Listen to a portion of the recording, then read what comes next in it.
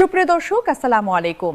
আপনাদের সামনে দেশের সরকারি কর্মকর্তা এবং কর্মচারীদের নবম জাতীয় বেতন স্কেল সংক্রান্ত সাম্প্রতিক পরিস্থিতি এবং ক্রমবর্ধমান উদ্বেগের বিস্তারিত বিবরণ নিয়ে আজকের প্রতিবেদন উপস্থাপন করছি। দীর্ঘ প্রতীক্ষা এবং ক্রমাগত অনিশ্চয়তার মধ্যে দিয়ে কাটছে দেশের লক্ষাধিক সরকারি চাকরিজীবীর প্রতিটি মুহূর্ত। যে নতুন বেতন কাঠামোর আশায় তারা অধীর আগ্রহে অপেক্ষা করছিলেন এবং যে স্বপ্ন তাদের হৃদয়ে গভীরভাবে লালিত ছিল, সেই স্বপ্ন এখন ধীরে ধীরে অস্পষ্ট হয়ে আসছে এবং তীব্র হতাশায় রূপান্তরিত হচ্ছে।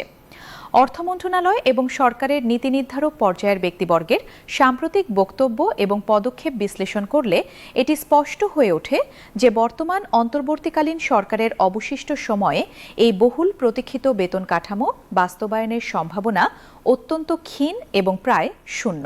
সম্পূর্ণ বিষয়টির সঠিক প্রেক্ষাপট বোঝার জন্য আমাদের ঘটনার শুরু থেকে পর্যালোচনা করতে হবে। গত জুলাই মাসে যখন দেশে রাজনৈতিক পরিবর্তনের মধ্য দিয়ে একটি অন্তর্বর্তীকালীন সরকার রাষ্ট্র পরিচালনার দায়িত্ব গ্রহণ করে, তখন থেকেই সরকারি কর্মচারী সংগঠনগুলো একযোগে এবং সংগঠিতভাবে নবম জাতীয় বেতন স্কেল প্রণয়ন এবং দ্রুত বাস্তবায়নের দাবি জানাতে থাকে।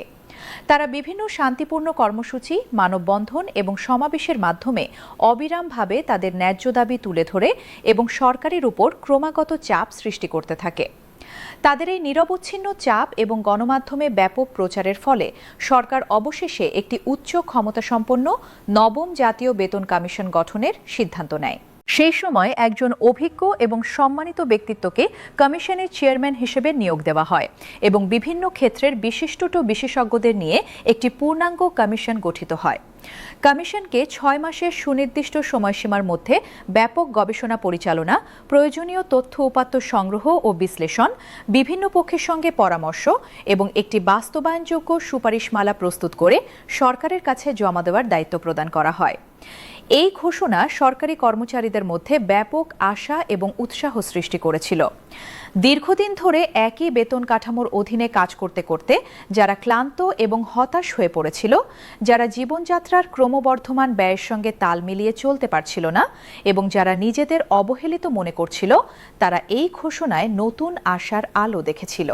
তারা বিশ্বাস করেছিল যে এবার তাদের প্রায় 1 দশকের প্রতীক্ষার অবসান ঘটবে এবং শীঘ্রই তারা একটি নতুন এবং উন্নত বেতন কাঠামো পাবেন, যা তাদের আর্থিক সংকট থেকে মুক্তি দেবে এবং জীবনযাত্রার মান উন্নয়নে সহায়ক হবে। কিন্তু সময়ের সঙ্গে সঙ্গে পরিস্থিতি ভিন খাতে প্রবাহিত হয়েছে। নির্ধারিত 6 মাসের সময়সীমা অনুযায়ী গত ডিসেম্বর মাসের শেষে বেতন কমিশনের চূড়ান্ত প্রতিবেদন জমা হওয়ার কথা ছিল, কিন্তু সেই সময়সীমা অতিক্রান্ত হয়ে গেছে এবং আমরা এখন জানুয়ারি মাসের একেবারে শেষ প্রান্তে এসে পৌঁছেছি। তথাপি কমিশনের পক্ষ থেকে এখনও কোনো আনুষ্ঠানিক প্রতিবেদন জমা দেওয়া হয়নি। কমিশনের অভ্যন্তরীণ সূত্র থেকে জানা যাচ্ছে যে খসড়া প্রতিবেদন প্রায় চূড়ান্ত পর্যায়ে রয়েছে এবং সম্ভবত খুব শীঘ্রই জমা দেওয়া হতে পারে। তবে এই উল্লেখযোগ্য বিলম্বের কারণ সম্পর্কে কমিশনের পক্ষ থেকে কোনো সুস্পষ্ট ব্যাখ্যা পাওয়া যায়নি, যা কর্মচারীদের মধ্যে আরও বেশি সন্দেহ এবং উদ্বেগ সৃষ্টি করছে। এই পরিস্থিতিতে অর্থ উপদেষ্টা ডক্টর সালাহউদ্দিন আহমেদের বক্তব্য বিষয়টিকে আরও জটিল এবং হতাশাব্যঞ্জক করে তুলেছে।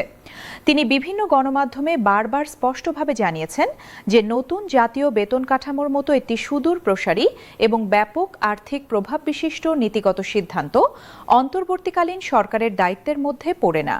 তার মতে এই ধরনের গুরুত্বপূর্ণ সিদ্ধান্ত, যা জাতীয় অর্থনীতি এবং বাজেটের উপর দীর্ঘমেয়াদী প্রভাব ফেলে, সেটি গ্রহণের ক্ষমতা কেবলমাত্র জনগণের ভোটে নির্বাচিত সরকারের থাকা উচিত।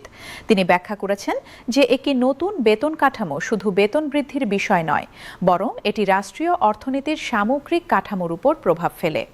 একটি নতুন বেতন কাঠামো বাস্তবায়িত হলে সরকারের বার্ষিক ব্যয় কয়েক হাজার কোটি টাকা বৃদ্ধি পেতে পারে, যা জাতীয় বাজেটের একটি উল্লেখযোগ্য অংশ। এর সঙ্গে জড়িত রয়েছে মুদ্রাস্ফীতির চাপ, বাজেট ঘাটতি এবং দীর্ঘমেয়াদী আর্থিক পরিকল্পনার মতো জটিল বিষয়সমূহ।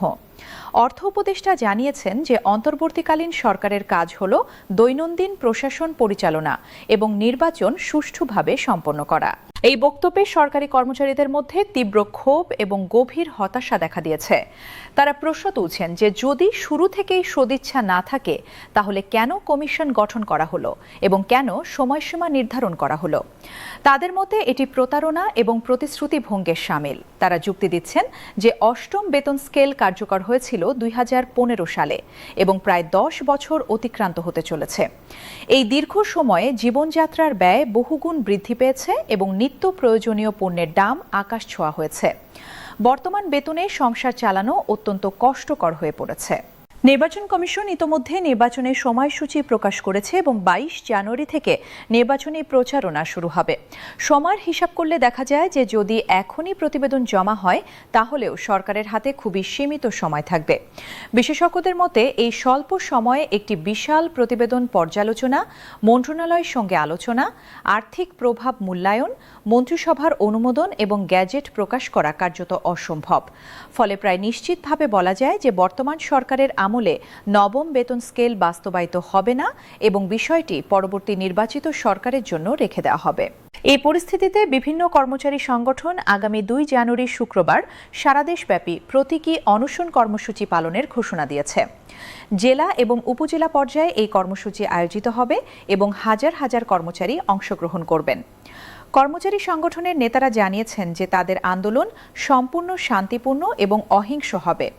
তারা রাষ্ট্রীয় কাজে কোনো বাধা সৃষ্টি করবেন না, তবে তাদের ন্যায্য দাবি থেকে সরে আসবেন না এবং ধারাবাহিকভাবে আন্দোলন চালিয়ে যাবেন।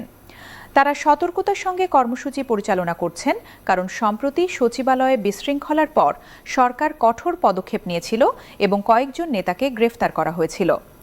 বিশ্লেষকরা মনে করছেন নির্বাচনের পর যে সরকার ক্ষমতায় আসবে তারা সরকারি কর্মচারীদের এই দীর্ঘদিনের দাবি অগ্রাধিকার ভিত্তিতে বিবেচনা করবে, কারণ তারা রাষ্ট্রযন্ত্রের অপরিহার্য অংশ এবং তাদের সন্তুষ্টি প্রশাসন সুষ্ঠুভাবে পরিচালনার জন্য অত্যন্ত গুরুত্বপূর্ণ। এই পর্যন্তই আজকের প্রতিবেদন। সংবাদে থাকার জন্য আপনাদের ধন্যবাদ। আল্লাহ হাফেজ।